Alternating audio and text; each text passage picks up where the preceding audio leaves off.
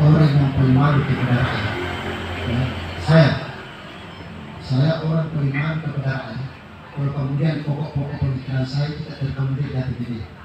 Artinya apa? Ketika pokok-pokok saya terkomodir di APBD, bersama dengan kita memang program kita menjadi seperti itu. Terus kemudian yang kedua, kalau ditanya siapa yang menikmati? APBD itu untuk rakyat dan bersama siapa?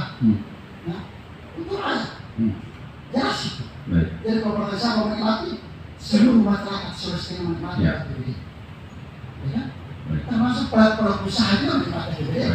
Termasuk teman-teman Pak Andi juga ini, dia punya profesi sebagai pengusaha, menikmati APBD.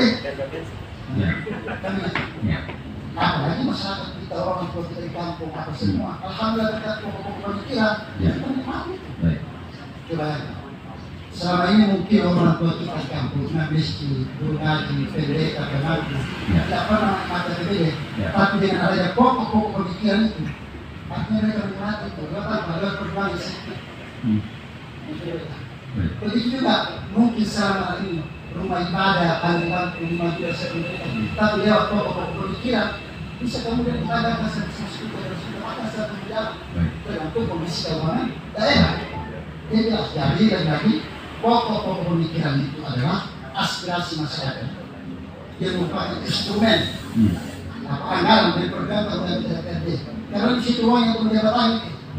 Dan lagi bahwa pokok-pokok pemikiran yang menikmati adalah seluruh masyarakat Sulawesi Tengah, termasuk tahun-tahun sahabat-sahabatnya. Baik sekali Pak Sapri. Dan semoga apa yang disampaikan Pak Sapri ini juga diamini oleh anggota DPR lain. Kita juga rindu sebenarnya anggota DPR lain hadir di diskusi-diskusi seperti ini supaya kita tahu bahwa pokir itu benar-benar sampai ke masyarakat. Pokir yang ada sekarang ini, apa yang perlu kita saling mengingatkan, khususnya untuk di pokir di DPR Sulteng? Ya, yang pertama kalau kita menelaah secara teoritik misalnya di dalam teori welfare state itu ya, ini sebenarnya dalam negara kesejahteraan pokir itu bagian salah satunya untuk mensejahterakan rakyat. Yang ini tugas negara, DPRD ini kan bagian dari negara. Nah, menurut saya pokir bagian dari program kelembagaan DPRD yang bisa mensejahterakan rakyat. Itu dari situ. Tetapi catatannya harusnya pokir itu dilakukan kebutuhan rakyatnya di situ, kebutuhan rakyat apa, tepat sasaran, dilakukan secara transparan itu, dan kemudian diawasi oleh anggota DPRD secara kelembagaan kepada eksekutif yang memang benar-benar memastikan bahwa program-program itu terlaksana dengan baik. Meskipun sebenarnya mekanisme di dalam perencanaan pembangunan di daerah itu kan ada namanya di musrembang misalnya. Nah, pokir-pokir itu harusnya juga masuk ke dalam musrembang misalnya itu dalam proses itu yang kemudian itu bisa diawasi oleh semua orang itu. Nah, saya kira itu. Dan kemudian DPRD bisa melakukan secara transparan, kemudian mengumumkan kepada publik bahwa ini adalah bagian dari pokir DPRD itu yang diperuntukkan untuk rakyat. Nah, saya kira ini sebagai meskipun tadi saya katakan sebagai politik elektoral yang merupakan kebutuhan bagi masyarakatnya di dapil, Pak, di daerah pemilihan. Nanti dia bisa dituntut dulu dan di kampanye mau apa kepada kita, apakah sudah dilaksanakan atau tidak. Nah, itulah yang tetapi harus tepat sasaran, kemudian menginventarisasi orang miskin, infrastrukturnya yang diberdayakan dan sebagainya.